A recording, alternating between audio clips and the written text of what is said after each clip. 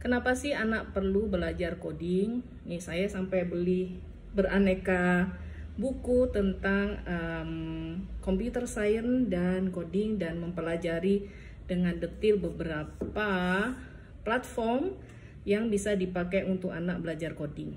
Dan kenapa saya mengajarkan coding, dan kenapa tertarik menekuni berbagai platform yang bisa digunakan untuk anak-anak mengenal tentang coding dan computer science. Ini buku bagus, tapi cuma rangkuman-rangkuman gitu, tapi bergambarnya lucu sih ya. Jadi gini, belajar coding untuk anak setelah saya menekuninya hampir 3 tahun lebih ini, pertama bisa membuat mereka untuk sebagai pintu masuk atau kenal dengan dunia teknologi atau computer science lebih ramah ya, ramah anak. Kalau melihat video-video saya misalnya di YouTube di Kelasku Digital, yang saya pilih adalah Scratch 3.0 atau Scratch Junior, itu akan tampak bahwa ngodingnya itu kok seperti balok-balok Lego yang dipasang-pasang. Memang seperti itu. Jadi pengertian coding untuk anak-anak itu bukan kita ngetik satu demi satu, misalnya seperti kita mengetik kode hello world, kode HTML atau Python, Laravel, JavaScript dan sebagainya.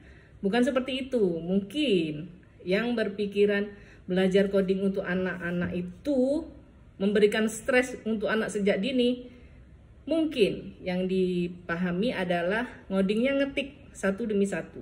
Ya iya, kalau anak-anak disuruh ngetik satu demi satu, tidak boleh salah satu karakter pun untuk kodenya, ya stres. Orang dewasa aja stres ya, kalau langsung lompat ke situ. Tapi ngoding untuk anak-anak, alhamdulillah banyak sekali sekarang pihak yang meramu atau mengembangkan develop platformnya itu untuk mengenalkan computer science. Intinya itu mengenalkan computer science atau ilmu komputer kalau orang Indonesia bilangnya. Ngapain sih? Nah, sekarang semua sudah connected dengan komputer gitu. Iya kan? Kita bayar sudah scan barcode gitu ya, QR code.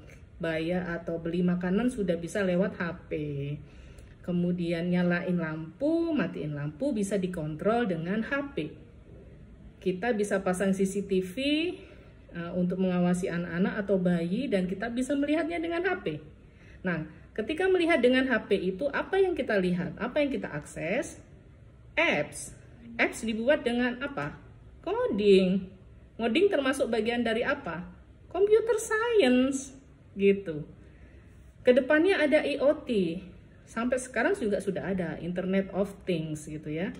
Kita bisa misalnya mendaftar, cuma hanya ada alat seperti ATM gitu, tapi kita mendaftar gitu ya.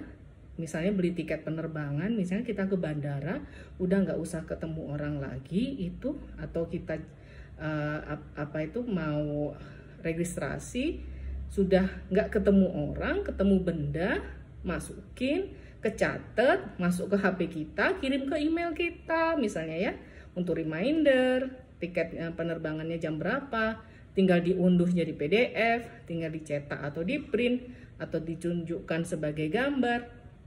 Itu semua alurnya pakai apa?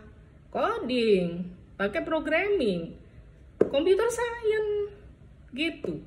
Itu masa sekarang 2022. Lah kalau anak bocil-bocil yang sekarang misalnya TK 5 tahun, SD 10 tahun, 12 tahun. 10 tahun lagi mereka umur 22, kebayang sudah kayak apa. Sekarang aja udah ada metaverse ya. Kita bisa melihat hologram. Sudah melihat macam-macam. Itu semuanya disetting di mana? Yo di komputer gitu. Lah kalau anak-anak kita mengenal coding, computer science, nunggu kuliah tuh minimal umur berapa? 17 tahun kalau on time, 18 tahun. Nunggu dia kuliah dulu umur 18 tahun baru kenal coding. Stres, ya enggak? Saya kenal coding umur 36 tahun. Sekarang umur saya 43 tahun.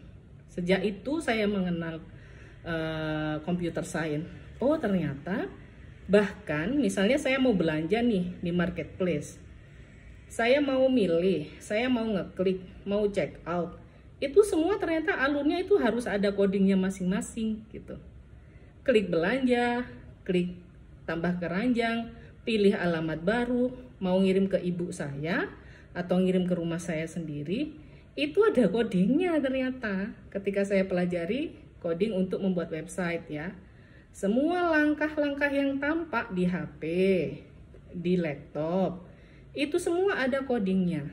Bahkan kembali, jika ini diklik nanti akan menyala, jika ini diklik nanti akan muncul halaman produknya. Itu semua ada codingnya. Jadi tidak sesuatu yang cuma di drag and drop seperti anak-anak tadi. Itu ngetik memang. Nah, sekarang harusnya kita sudah sangat terbuka, sudah ngerti banget kalau coding itu bisa dipelajari oleh semua orang, tidak hanya mahasiswa jurusan teknologi informasi seperti waktu saya dulu.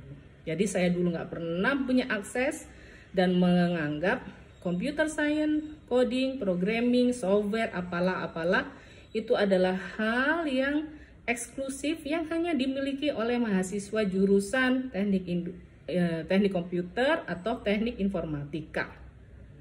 Saya anak kimia yang nggak ngerti apaan tuh, gitu. Saya kemudian kuliah teknologi pendidikan juga nggak ngerti apaan tuh misalnya.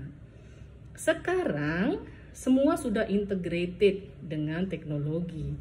Jurusan apapun, kalau ngerti science, ngerti computer science, ngerti coding, programming akan jauh memudahkan dia untuk memahami atau menggunakan ilmunya dan diintegrasikan dengan teknologi gitu.